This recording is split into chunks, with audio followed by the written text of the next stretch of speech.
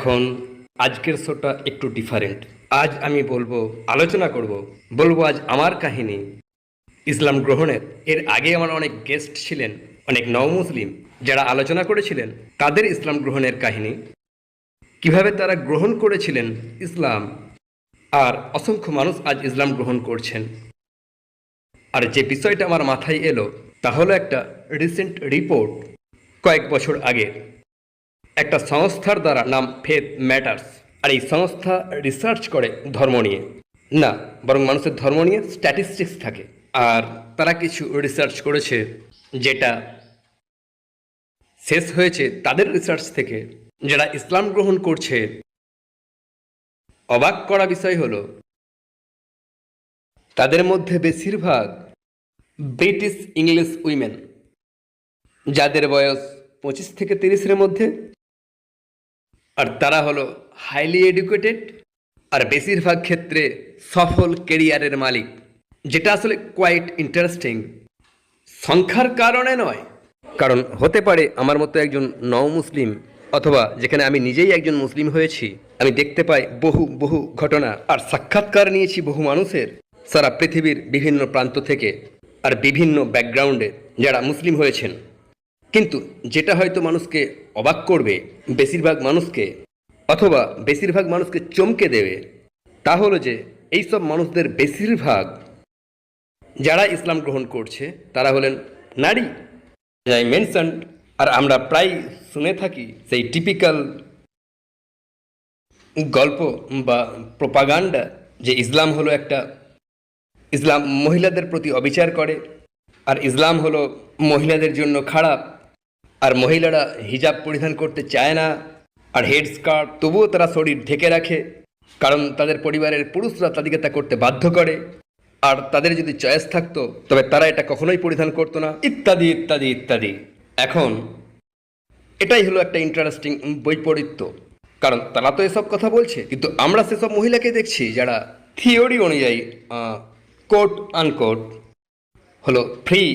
আর তারা এমন এক সভ্যতায় বাস করে যেটাকে বেশিরভাগ মানুষ মনে করে সবচেয়ে মুক্ত সমাজ, যে সমাজে কেউ নেই যে তাদেরকে বলবে শরীর ঢাকো, এ সমাজে এমন কেউ নেই যে তাদেরকে বলবে তোমাকে অবশ্যই হিজাব পড়তে হবে। কিন্তু তারা শুধুমাত্র মুসলিম হয়ে যাচ্ছে না, তাদের বেশিরভাগই শরীর ঢেকে ফেলছে।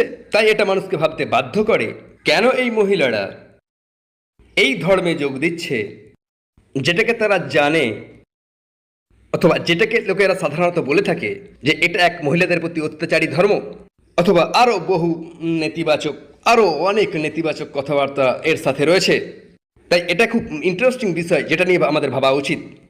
তাই আজ আমি একটু ডিটেলসে ব্যাখ্যা করে বলবো কেন আমি তাদের মধ্যে একজন, যারা ব্রিটিশ আর ইংলিশ মুসলিম রিভার্স যেমন আমরা বলে থাকি। কারণ আমরা বিশ্বাস করি যেমন প্রফেট মোহাম্মদ সাল্লাল্লাহু আলাইহি সাল্লাম বলেছেন কুল্লু মাউলুদিন ইউলিদ আলাল ফিতর, যে প্রত্যেক শিশু জন্মগ্রহণ করে এক প্রাকৃতিক আসক্তি নিয়ে, দিস ন্যাচারাল ডিসপোজিশন।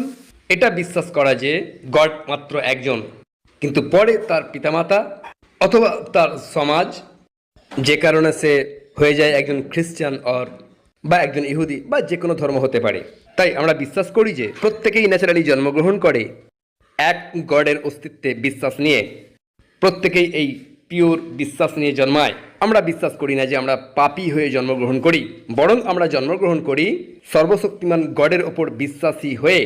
তাই বহু বহু মানুষ আজ রিভার্ট করছে, আর আমি কেন রিভার্ট করেছি সেটাই আজ আলোচনা করব। এখন আমি আসলে মুসলিম হয়েছিলাম খুব ছোট বয়সে, যেটাকে আমি মনে করেছিলাম যথেষ্ট ইউনিক। আপনাদের হয়তো মনে আছে ভাই মোহাম্মদ টিম হাম্বল, যিনি আমার শোয়ে এসেছিলেন, যে শোতে তিনি আলোচনা করেছিলেন তিনি কিভাবে মুসলিম হয়েছিলেন, আর তিনি তা করেছিলেন আসলে 14 বছর বয়সে।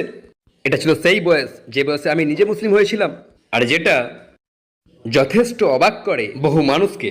কিন্তু আমি ভেবেছিলাম এটা হয়তো যে আমি নিজেই খুব কম বয়সে ইসলাম গ্রহণ করেছি, কিন্তু আমি বহু কাহিনী শুনেছি বহু মানুষের এই একই বয়সে, বা কখনো এর থেকেও ছোট বা কিছু বড় বয়সে।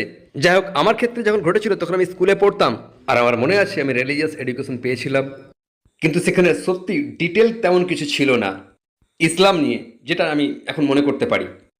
আসলে সেগুলো তেমন কিছু শিক্ষার বিষয় ছিল না, কিন্তু সেখানে কিছু মুসলিম ছাত্র ছিল। সত্যি কথা বলতে কি, তারা মুসলিম এ কথা আমি জানতাম না। কিন্তু পরে আমার সেই স্কুলের টাইমে আমার মনে আছে একদিন আমি স্কুলের করিডোরে ছিলাম, আর আমার মনে আছে তখন আমি দেখেছিলাম এই মুসলিম ছেলেগুলোকে, আর তারা নামাজ পড়ছিল। আমার মনে আছে আমি তখন নিজেকেই বলছিলাম, আসলে আমি জানালার কাঁচের এ প্রান্ত থেকে দেখছিলাম, আমি অবাক হয়ে গিয়েছিলাম, কারণ আমি দেখলাম যে এই মুসলিমগুলো তারা মাটিতে মাথা ঠেকিয়ে প্রার্থনা করছে, কিন্তু সেখানে কোনো ছবি নেই, সেখানে নেই কোনো মূর্তি, তারা জাস্ট মাটিতে মাথা ঠেকাচ্ছে। আর আমার একটা অদ্ভুত ফিলিংস হলো, এটা বুঝিয়ে বলা কঠিন, জাস্ট কিছু একটা আমি অনুভব করেছিলাম, ভাবলাম ওয়াও, এটা যেন মনে হচ্ছে সত্যিকারের উপাসনা, নিজেদের হাঁটু মুড়ে বসে সত্যি উপাসনা করছে আর গডকে তার উপযুক্ত রেসপেক্ট দেখাচ্ছে। তাই শেষে আমি তাদেরকে বললাম, আমাকে কি বুঝিয়ে বলবেন ইসলাম কি? কিন্তু তাদের নিজেদেরই বুঝলেন লিমিটেড নলেজ ছিল, তাদের পক্ষে যতটা সম্ভব তারা করেছিল। কিছু শব্দ তারা আমাকে লিখে দিয়েছিল, ভেরি সিম্পল ওয়ার্ডস, আর আমার সেই বয়সে এগুলো আমার কাছে তেমন কিছু ব্যাখ্যা তুলে ধরছিল না, কিন্তু স্পষ্টতই সেটাই ছিল শুরু, যেটা আমাকে সামনের দিকে আরো আগিয়ে দিয়েছিল। আর তারা আমাকে লিখে দিয়েছিল 3 কি 4টে শব্দ, আল্লাহু আকবার, যার মানে হলো আল্লাহ সর্বশক্তিমান, গড হলেন সবচেয়ে বড়। তারা লিখেছিল লা ইলাহা ইল্লাল্লাহ, সত্য কোনো গড নেই উপাসনার যোগ্য আল্লাহ ছাড়া। তারা লিখেছিল সুবহানাল্লাহ, গ্লোরি বি টু আল্লাহ। আর তারা লিখেছিল আস্তাগফিরুল্লাহ, মানে হলো ও আল্লাহ আমি তোমার ক্ষমা প্রার্থনা করছি। তখন আমি কিছুদিন ঘুরতে লাগলাম, আসলে এটা ছিল খুব মজার। আমার মনে আছে 1 সপ্তাহ কি 2 সপ্তাহ ধরে আমি ঘুরে বেড়াচ্ছিলাম আর শুধু এই শব্দগুলো পড়ছিলাম, কিন্তু আমার চাই আরো বেশি। আমি জানতে চাই আসলে কি এই শব্দগুলো সেগুলো কি ভালো? Glory be to Allah, almighty God, আমি তোমার ক্ষমা প্রার্থনা করছি, he is the greatest, of course great words, কিন্তু আমি আরো জানতে চাইছিলাম অ্যাবাউট দিস রিলিজিয়ন, আসলে এগুলো কি। আর আমার মনে আছে আমি গিয়েছিলাম আমার গ্র্যান্ডফাদারের রুমে, তার কাছে একটা বই ছিল, বিখ্যাত পাবলিকেশন, ইউকের যারা দেখছেন তারা হয়তো বুঝতে পারবেন, নাম রিডার্স ডাইজেস্ট। আর এটা হলো readers digest, world book of facts was the actual book. আর আমার মনে আছে সেই সেকশনটা খুললাম বিশ্ব ধর্মগুলো নিয়ে যেখানে লেখা আছে, আর আমার মনে আছে আমি এত ছোট বয়সেও অন্য ধর্মগুলোকে পড়ে ফেললাম। আমার কিছু বেসিক নলেজ ছিল খ্রিস্টান ধর্ম নিয়ে, কারণ আমার পিতার দিক হলো চার্চ অফ ইংল্যান্ড আর মায়ের দিক হলো ক্যাথলিক্স, তাই খ্রিস্টান ধর্মের বিশ্বাস নিয়ে আমার কিছু ধারণা ছিল। তাই আমি অন্য ধর্মগুলো আগে দেখা শুরু করলাম। আর আমি খেয়াল করলাম একটা কমন বিষয়, জেনারেলি স্পিকিং, তা হলো যে প্রত্যেকেই শেষ পর্যন্ত বিশ্বাস করে একজন স্রষ্টায়, তবে প্রার্থনা আর উপাসনা আমার কাছে মনে হচ্ছিল সেগুলো করা হচ্ছিল হয় কোনো গডের কোনো প্রফেটকে, অথবা কোনো হোলি ম্যানকে, অথবা কখনো কখনো বহু ভিন্ন মূর্তি, বহু ভিন্ন উপাস্যকে। আর এটা আমার কাছে জাস্ট সঠিক মনে হচ্ছিল না। আমি নিজেকেই বললাম, আমাদেরকে কেন সৃষ্টির মধ্য দিয়ে যেতে হবে? আর যখন আমি ইসলাম সেকশনটা দেখলাম, আর এটা আমাকে রিয়েলি স্ট্রাইক করেছিল, কারণ এখানে বলা হচ্ছিল যে ইসলাম, এখানে গড হলেন তিনি যিনি সর্বশক্তিমান God, he is the all powerful, সর্বজ্ঞানী, সবকিছুর দ্রষ্টা, যিনি সবকিছুই শোনেন, the all wise, the almighty, তার সাথে আর কারোরই তুলনা করা যাবে না, আর কোনো কিছুরই তার সাথে তুলনা করা যাবে না। ঠিক যেমন কোরআনে একটা অধ্যায় আছে যা বলছে, যে অধ্যায়টার নাম হলো যে one of the greatest chapters in the Quran, যেখানে বলা হচ্ছে কুল হু আল্লাহু আহাদ, বলুন আল্লাহ হলেন অদ্বিতীয়, আল্লাহু সামাদ, আল্লাহ হলেন দি ইটারনাল, দি অ্যাবসলিউট, লাম ইয়ালিদ ওয়া লাম ইউলাদ, না তিনি জন্মেছেন না তিনি কাউকে জন্ম দিয়েছেন, ওয়া লাম ইয়াকুল্লাহু কুফুয়ান আহাদ, আর তার মতো কেউ নেই। আর এরকমই এক ধারণা আমি সেখানে পড়লাম, যে আমাদের কোনো প্রয়োজন নেই কোনো প্রিস্টের কাছে যাওয়া, ফর এক্সাম্পল ক্ষমা চাওয়ার জন্য, আমাদের প্রার্থনা করার প্রয়োজন নেই কোনো প্রফেটের কাছে বা কোনো হোলি ম্যানের কাছে, প্রফেট মোহাম্মদের কাছে আমাদের প্রার্থনা করার প্রয়োজন নেই জেসাসের কাছে প্রার্থনা করার, আমাদের প্রয়োজন নেই প্রার্থনা করার কারো কাছে, শুধুমাত্র গড ছাড়া, কারণ তিনি হলেন সবকিছু দ্রষ্টা, সবকিছু শ্রোতা, বাস্তবে তিনিই হলেন একমাত্র সত্তা যিনি আমাদের প্রার্থনার উত্তর দিতে পারেন, যিনি পারেন অ্যান্সার আওয়ার প্রেয়ার। তাঁর কাছে প্রার্থনা করার জন্য তিনি আমাদেরকে আহ্বান করছেন। আর তাই আমি নিজেকেই বললাম, যদি আমাকে সত্যিই ধর্ম নিয়ে ভাবতে হয়, আর যদি আমি সত্যিই আমার চোখ বন্ধ করি আর বলি, আচ্ছা আমার যা কিছু আগের ধারণা রয়েছে সেগুলো আমি সরিয়ে রাখি, let me put aside any prejudices that I have, এটাকে দেখা যাক পুরোপুরি অনেস্ট, সত্য খোঁজার খোলা মন নিয়ে, অ্যান্ড ইয়েস ইউ মে সে, আপনি কি 14 বছর বয়সে তা করেছিলেন? হ্যাঁ, সত্যি কথা বলতে আমি করেছিলাম। আমি ছিলাম যথেষ্ট ইনকুইজিটিভ। তাই আমি যখন তা করলাম, আমি নিজেকে বললাম যে যদি আমি চেষ্টা করি ভাবতে ঠিক কিরকম হওয়া উচিত গডের বর্ণনা or the concept of god in reality, তবে একমাত্র ইসলাম যা বর্ণনা করেছে সর্বশক্তিমান স্রষ্টাকে ঠিক যেমন সর্বশক্তিমান স্রষ্টা হওয়া উচিত, একমাত্র ইসলাম যা আমাকে দিয়েছিল সেই সঠিক গুণাবলীগুলো আর সঠিক চারিত্রিক বৈশিষ্ট্য সর্বশক্তিমান গডের, আর অন্য বর্ণনাগুলো আমার মনে হলো অপূর্ণ। সেগুলো এই চারিত্রিক বৈশিষ্ট্য আর গুণাবলীগুলোকে অর্পিত করছে প্রফেটদের প্রতি অথবা কোনো মানুষের প্রতি, আর অনেক সময় মানুষকে তুলে ধরছে গডের স্থানে। তাই যখন আমি এটা নিজে পড়লাম, এটা ছিল যথেষ্ট নিজেকেই বলার জন্য, বুঝলেন, গডের এই ধারণা ইসলামে মেক্স কমপ্লিট সেন্স। তাই আমি একজন মুসলিম হতে চাই। তাই আমার মনে আছে সেই বয়সে স্কুলের আমার বন্ধুদের কাছে গিয়েছিলাম আর তাদেরকে বললাম যে আমি মুসলিম হতে চাই, আর স্কুলে তাদের কাছেই আমি ইসলাম গ্রহণ করেছিলাম। কিন্তু পরে আমি একটা মসজিদে গিয়েছিলাম। আসলে আমার মনে আছে অফিসিয়ালি মুসলিম হওয়ার আগে আমার বন্ধুদের সাথে আমি মসজিদে গিয়েছিলাম। প্রথমে নামাজের জন্য নিজেকে পরিচ্ছন্ন করতে হয়েছিল।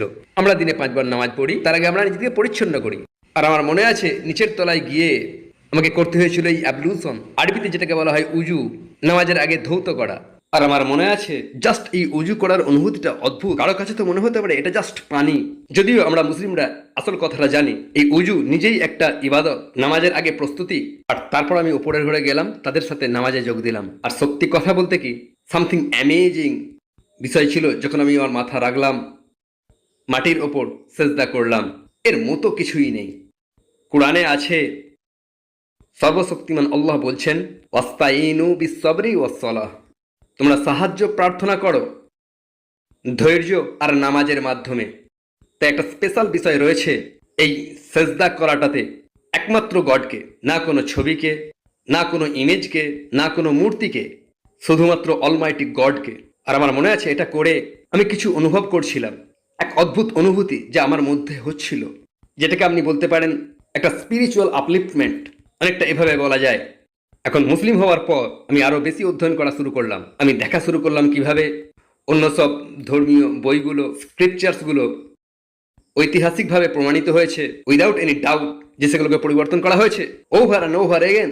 আর বেশিরভাগ ক্ষেত্রেই পাল্টানো হয়েছে খাপ খাওয়াতে তার সাথে যেগুলো মানুষ করতে চেয়েছিল।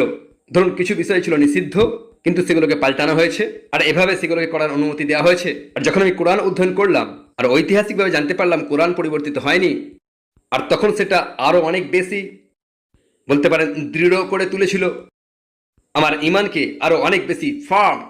এই ফ্যাক্টটা যে কোরআনের কোনো পরিবর্তন হয়নি, আর এই ফ্যাক্টটা যে কোরআন নিজেই শুরু করছে 2য় অধ্যায়ে, এটা বলছে যালিকাল কিতাবু লা রাইবা ফি, এটা হলো সেই বই যে বইতে কোনো সন্দেহ নেই।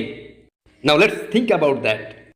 কার থাকতে পারে, কোন সে মানুষ ফর এক্সাম্পল যার থাকতে পারে এই স্পর্ধা অথবা লেখার সাহস, এইভাবে এই হলো সেই কিতাব যাতে কোনো সন্দেহ নেই।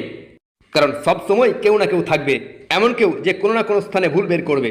কারণ এই মনুষ্য লেখক সে তো ভুল করতে পারে, তাই তাই কেউ এতটা বোকা হবে না যে সিলি এনাফ বাস্তবে এটা লিখতে, যদি এটা মানুষের লেখা হয়ে থাকে, এ কথা বলবে যে এই হলো সেই বই যাতে কোনো সন্দেহ নেই। কারণ সুনার অর লেটার এমন কেউ উঠে আসবে, কেউ না কেউ খুঁজে পাবে একটা স্পষ্ট, অতি স্পষ্ট কোনো সন্দেহ সেই বইয়েতে, কোনো না কোনো ভুল। কিন্তু এখানে কি দেখছি, কোরআন বলছে যে this is the book in which there is no doubt.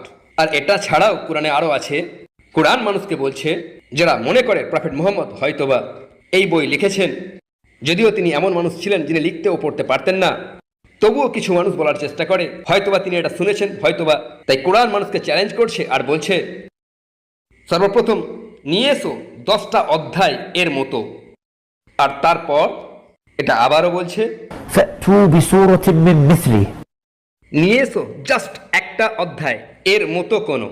আর সবচেয়ে ছোট অধ্যায় ইন দ্য কুরআন এতটাই ছোট যে আমি এখনই তা বলতে পারি, إنا أعطيناك الكوثر فصل لربك وانحر إن شانئك هو الأبتر. এটা পড়তে সম্ভবত 10 সেকেন্ডেরও কম লাগে। আর সেই যুগে আরবরা পরিচিত ছিল to be the most eloquent and the best in poetry and grammar. They were experts in linguistics. আর চ্যালেঞ্জটা কি ছিল? মাত্র 10 সেকেন্ডের একটা 3 লাইনের অধ্যায়, এর মতো আর কেউ তা পারেনি। আর এ বিষয়ে অনেক কাহিনী আছে। কিছু মানুষ পাগল হয়ে গিয়েছিল, আর এমন কাহিনীও আছে যে কিছু মানুষ আত্মহত্যা করেছিল, কারণ এটা তাদেরকে পাগল করে তুলেছিল যে কেন আমি পারছি না, যেখানে আমি নিজেই একজন আরবি ভাষার এক্সপার্ট, তো আমিও কেন এমনকি নিকটবর্তী হতে পারছি না সেই কাব্যিক, ভাষাতাত্ত্বিক অথবা গ্রামাটিক্যাল কনস্ট্রাকশন কোরআনের এইসব আয়াতগুলোর। তাই এই সমস্ত বিষয়গুলো আমাকে আরো বেশি অধ্যয়ন করতে উৎসাহিত করেছিল, আর এগুলো আমার বিশ্বাসকে দৃঢ় করেছিল। যেটা উল্লেখ করা গুরুত্বপূর্ণ তা হলো যে কোরআন আসলে সবচেয়ে বড় মিরাকেল, যেটা নিয়ে প্রফেট মুহাম্মদ এসেছিলেন। প্রফেট মুহাম্মদের ছিল আরো অনেক সাল্লাল্লাহু আলাইহি সাল্লাম আরো মিরাকেল ছিল, যেমন তিনি চন্দ্রকে দ্বিখণ্ডিত করেছিলেন যখন তাকে এটা করতে বলা হয়েছিল। এমনও ঘটনা আছে যে পানি তার হাত থেকে বের হয়েছিল, যা দিয়ে লোকেরা উজু করেছিল আর স্নান করেছিল, পান করেছিল। এমনকি খাদ্য একটা পাত্রে আনা হয়েছিল, যেটা দুজন মানুষের জন্য যথেষ্ট নয়, আর তিনি সেই খাদ্য স্পর্শ করলেন, আর সেই খাদ্যটুকুই শত শত মানুষের জন্য যথেষ্ট হয়ে গেল। কিন্তু সবচেয়ে বড় মিরাকেল মুহাম্মদ সাল্লাল্লাহু আলাইহি সাল্লামের, তা হলো কোরআন।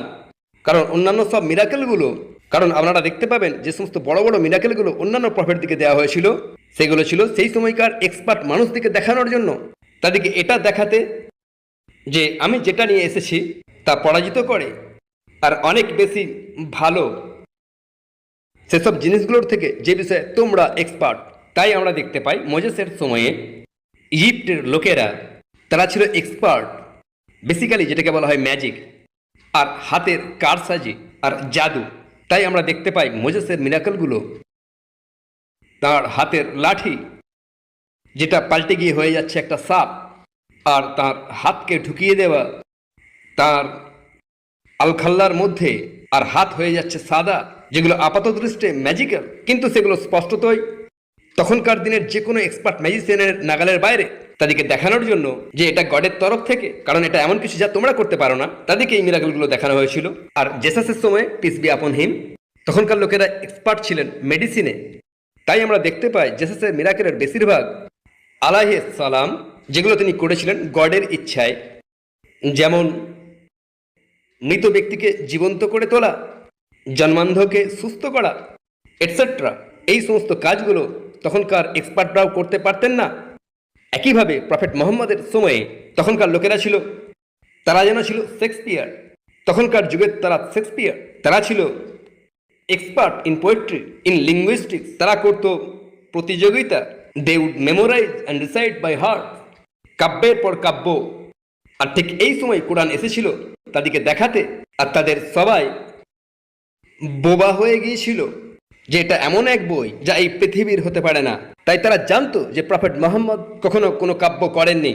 তাই এই সমস্ত জিনিসগুলো জাস্ট আমার বিশ্বাসকে আরো বেশি জোরদার করেছিল। মাই বিলিফ ইন ইসলাম। অন্য আরেকটা জিনিস যা আমি মেনশন করতে চাই, আমি জানি না আপনারা সেগুলোকে বৈজ্ঞানিক মিরাকেল বলবেন কি বলবেন না।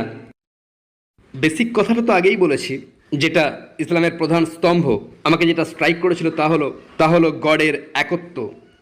ওয়ার্শিপ অনলি গড আর pray to only God. God হলেন এক ও অদ্বিতীয়, nothing is like him. Quran in another verse of Quran says ليس كمثله شيء وهو السميع العليم. তার মতো কেউ নেই, আর তিনি সবকিছুই দেখেন, সবকিছুই শোনেন, সবকিছুই জানেন। এটাই ছিল সেই প্রধান বিষয় যা আমাকে স্ট্রাইক করেছিল। আর সেই ফ্যাক্টটা যা আমি আগেই বলেছি যে কোরআনের কোনো প্রকার পরিবর্তন হয়নি, আর মানুষকে চ্যালেঞ্জ করেছিল এটার পরিবর্তন করার চেষ্টা করে দেখুক, এরকম কিছু একটা লিখে আনার চেষ্টা। আর ইতিহাসে এমন কোনো প্রমাণ নেই। আরও একটা বিষয় যা আমাকে স্ট্রাইক করেছিল, জানি না এগুলোকে সায়েন্টিফিক মিরাকেল বলবেন কিনা, কিন্তু কিছু কিছু বৈজ্ঞানিক তথ্য কোরআনে আছে। ফর এক্সাম্পল, কোরআন আলোচনা করছে কিভাবে শিশু ডেভেলপ করে মায়ের গর্ভে, যেটা আমরা দেখতে পাই আধুনিক বিজ্ঞানে সম্ভবত 30-40 বা আরও কিছু বছর আগে, যখন আমাদের টেকনোলজির উন্নতি ঘটলো, স্ক্যান করা আর আল্ট্রাসাউন্ড আর ডিটেলস জানতে পারলাম, আর গর্ভে বিভিন্ন স্টেজগুলো দেখতে পেলাম, ডিটেলসে বইয়ে আলোচনা করা হলো। ঠিক পারফেক্টলি কোরআনে উল্লেখ করা রয়েছে কিভাবে পারলেন প্রফেট মুহাম্মদ সাল্লাল্লাহু আলাইহি সাল্লাম 1400 বছর আগে, এমন একজন মানুষ যিনি লিখতে পড়তে পারেন না, মরুভূমির বুকে কিভাবে এই তথ্যগুলো তিনি জানলেন? যেখানে মাত্র 100 বছর আগে পৃথিবীর সবচেয়ে উন্নত স্থানগুলোতে, অবশ্যই পশ্চিমী বিশ্বে, কিছু মুসলিম অবশ্য জেনে থাকতে পারে কারণ তাদের কোরআন আছে, কিন্তু পশ্চিমী বিশ্বে মাত্র 100 বছর আগে দেখতে পাবেন টেক্সট বুক যেখানে বলা হচ্ছিল যে যখন মা গর্ভধারণ করেন তখন পিতার শুক্রাণু স্পার্ম আসলে খুব ছোট্ট মানুষের রূপ নিয়ে থাকে, যেটা মাতৃগর্ভে জাস্ট বড় হতে থাকে, যাতে ইতিমধ্যেই থাকে একটা ছোট্ট শিশু যার মুখ আছে, চোখ আছে, সম্পূর্ণরূপে তৈরি, এটা জাস্ট বৃদ্ধি পায় মায়ের গর্ভে। কিন্তু কোরআন ডিটেলসে বলছে যা আজকের আধুনিক বিজ্ঞান জানাচ্ছে, মডার্ন সায়েন্স। কিভাবে সক্ষম প্রফেট মোহাম্মদ এমন এক আধুনিক তথ্য আমাদেরকে দান করতে? There is something in the Quran, another verse which says, وَالْجِبَالَ أَوْتَادًا. পাহাড়গুলো যেন পেরেক, আর আমরা জানি পেরেক কি। আর এটা আবিষ্কৃত হয়েছে একদম আধুনিক যুগে 1969, 1970 লেজার রশ্মি ব্যবহার করে, যেটা মাটির গভীরে চলে যেতে পারে। তখন জানা গেল যেন পাহাড়ের চূড়াটা যেন পেরেকের মাথা, যেটা মাটির গভীরে চলে গেছে। আর এই পেরেকগুলো যেটা আমাদেরকে সাহায্য করে, এটা পৃথিবীকে স্থির রাখে, আর এটা বাধার সৃষ্টি করে অনবরত ভূমিকম্প হওয়া থেকে। আর কোরআনের অন্য একটা আয়াতে বলা হয়েছে, আর আমরা পাহাড়গুলোকে পেরেকের মতো গেঁথে দিয়েছি যাতে করে পৃথিবী না কাঁপতে থাকে। আবার কি করে পারলেন প্রফেট মোহাম্মদ পিস বি আপন হিম জানতে পারলেন এই তথ্য? প্রায় 1400 বছর আগে, যে তথ্য জিওলজিস্টরা, ভূতাত্ত্বিক বিজ্ঞান জাস্ট আবিষ্কার করেছে গত 20, 30, 40 বছর আগে। এভাবেই আমার কাছে কোরআনের অথেন্টিসিটি প্রমাণিত হয়েছিল আর স্পষ্ট হয়ে গিয়েছিল। আর তাই আমি ভাবছিলাম যদি কোরআনে এইসব তথ্য, বৈজ্ঞানিক তথ্যসমূহ, সেই সব ফ্যাক্ট, কিভাবে প্ল্যানেটগুলো সৃষ্ট হয়েছিল, সেই সব ফ্যাক্ট, কিভাবে চাঁদ, নক্ষত্র আর আকাশ, সেই সব ফ্যাক্টস যেগুলো নাসা এইমাত্র আবিষ্কার করেছে আবার 20, 30, 40 বছর আগে, সেগুলো ইতিমধ্যেই কোরআনে আছে 1400 বছর আগেই। তাদের মধ্যে বেশিরভাগ অ্যাকচুয়ালি, আমি দাবি করছি না কোরআন কোনো বিজ্ঞানের বই, বাট নেভারদারলেস গড, আল্লাহ তার আলটিমেট জ্ঞান নিয়ে এই তথ্যগুলো কোরআনে ইতিমধ্যে রেখেছেন। আর এখন টেকনোলজি কনফার্ম করছে। তবে হ্যাঁ, অনেক সায়েন্টিফিক থিওরি রয়েছে যেগুলো 100% প্রমাণিত হয়নি। তাই কিছু মানুষ বলতে পারেন আমরা তো এরকম বিশ্বাস করি, কিন্তু আমি সেই সব নির্দিষ্ট ঠিক থিওরিগুলো নয়, স্পেসিফিক সায়েন্টিফিক ইনফরমেশন যেগুলো প্রমাণিত সত্য উইদাউট এনি ডাউট, কিভাবে সেগুলো জানা যেতে পারে 1400 বছর আগে, যদি না তিনি আকাশসমূহ পৃথিবীর স্রষ্টা হন। আর তাই আমার এই শোয়ের শেষ কয়েক মিনিটে আমি চাই আমন্ত্রণ করতে, আসলে মুসলিম অমুসলিম নির্বিশেষে সবাইকে একটা বার্তা দিতে চাই। আমি চাই আপনারা সবাই ইসলামকে নিয়ে সত্যিই ভাবুন, এইসব উগ্রপন্থী দিকে দেখবেন না। Don't look at the people, এরকম হবেন না। আমাকে ক্ষমা করবেন এই কথা বলার জন্য। প্লিজ এতটা সংকীর্ণ মনে হবেন না যে আপনি সুযোগ দেবেন একটা খুব ক্ষুদ্র সংখ্যাকে। অবশ্যই উগ্রপন্থীরা সংখ্যায় ক্ষুদ্র, সম্ভবত সারা বিশ্বের মুসলিমদের 1%ও নয়। আপনি মোটেই সুযোগ করে দেবেন না এইসব ভ্রান্ত উগ্রপন্থী দিকে, এইসব শয়তান মানুষগুলোকে। যেমন প্রফেট মোহাম্মদ আমাদেরকে বলেছেন আর ভবিষ্যৎবাণী করেছেন আর আমাদেরকে সাবধান করেছেন যে এরকম মানুষ আসবে যারা ইসলামের নাম নিয়ে সব কাজ করবে। তিনি তাদেরকে জাহান্নামের কুকুরের সাথে তুলনা করেছেন। তাই এই সমস্ত মানুষগুলোকে সুযোগ দেবেন না আপনাকে ভুল বোঝাতে আর ইসলামের সঠিক বার্তা থেকে দূরে রাখতে। একথা একদম বিশ্বাস করবেন না যে এই ছোট্ট দলটা আসলে ইসলাম প্র্যাকটিস করে। আর তাদের কথা কোনোভাবেই বিশ্বাস করবেন না যারা আপনাদের সামনে কোরআনের কোটেশন তুলে ধরে এখান থেকে সেখান থেকে আয়াত পুরোপুরি অপ্রাসঙ্গিকভাবে কোরআনের আয়াতকে আউট অফ কনটেক্সট নিতে পারেন না। এমন অনেক আয়াত রয়েছে যেগুলো তারা অপ্রাসঙ্গিকভাবে তুলে ধরে। সেই আয়াতগুলো নাজিল হয়েছিল কিছু নির্দিষ্ট কারণে, কিছু নির্দিষ্ট ঘটনাতে, কিছু নির্দিষ্ট সময়ে, কিছু নির্দিষ্ট পরিস্থিতির জন্য। আর তারা সেগুলো উদ্ধৃতি দেয় এই রকম আয়াতগুলো তুলে এনে আর আপনাদেরকে কনভিন্স করার চেষ্টা করে যে মুসলিমরা আর ইসলাম আহ্বান করে for the violence against all non Muslim, আর বলে মুসলিমরা এরকম ওরকম। এতটা স্মল মাইন্ডেড হবেন না, তারা যেন আপনাদেরকে অন্ধ করে না দেয়। কারণ প্রফেট মোহাম্মদ নিজেই বলেছেন উগ্রপন্থীদের থেকে সাবধান, কারণ উগ্রপন্থা ধ্বংস করে দেয় পুরো জাতিকে একজন মানুষের আগে। তাই আমি আপনাদেরকে আমন্ত্রণ করছি ইসলামকে অধ্যয়ন করুন রেশনালি। দেখুন সেই ধর্মটা যা এক ও অদ্বিতীয় স্রষ্টাতে বিশ্বাস করে। কোরআন পৃথিবীর বুকে একমাত্র কিতাব যেটাকে শত শত হাজার হাজার, যদি না হয় tense of hundreds of thousands মানুষ যারা এটাকে মুখস্থ করে রেখেছে বাই হার্ট। সেই উত্তরে আলাস্কার মানুষ থেকে শুরু করে টিম্বাকটু পর্যন্ত, টু কাঠমান্ডু, লন্ডন পর্যন্ত, স্কটিশ হাইল্যান্ডস পর্যন্ত। সেসব লোক যারা আরবি বলতেও পারে না, এমনকি তারাও এই কিতাবকে মুখস্থ করে রেখেছে। আর এই সেই কোরআন যেখানে গড নিজেই বলছেন, আমরা এই কোরআনকে নাজিল করেছি আর আমরাই এই কিতাবকে সংরক্ষণ করব। আর তাই এটাও একটা মিরাকেল যেভাবে এটা সংরক্ষিত হয়েছে। এমনকি কোরআনে আরও একটা আয়াত আছে, আমরা এই কোরআনকে করেছি easy to remember, to memorise. তাই কে আছো, কে গভীরভাবে ভাববে, কে আছো যে সাবধান হবে। And then look at all these proofs, and if you do this with an open mind, wassalamu alaikum wa rahmatullahi wa barakatuh.